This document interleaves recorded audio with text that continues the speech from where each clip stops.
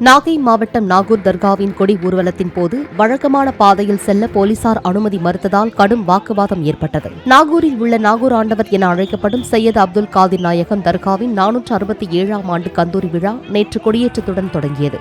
அதனை முன்னிட்டு அலங்கரிக்கப்பட்ட பெரிய ரதம், சின்ன ரதம், செட்டி பல்லக்கு மற்றும் கப்பல்கள் ரதம் உள்ளிட்ட அலங்கார வாகனங்களில் கொடிகள் நாகையில் முக்கிய வீதிகளில் வலம் வந்தன. அப்போது கடை வீதியில் வந்த செட்டி பல்லக்கு ரதத்திற்கு நீலா தெற்கு வீதியில் செல்வதற்கு போலீசார் அனுமதி மறுத்தனர்.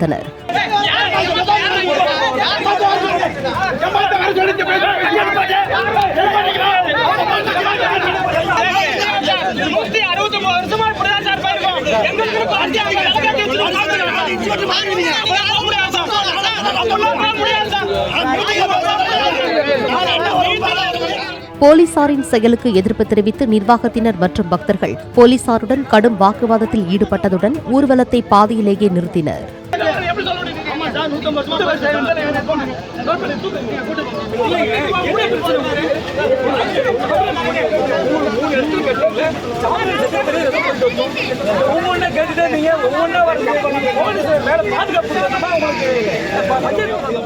நாகை காவல் துணை கண்காணிப்பாளர் நடத்திய பேச்சுவார்த்தையை தொடர்ந்து ரதங்கள் வழக்கமான பாதையில் இயக்கப்பட்டன.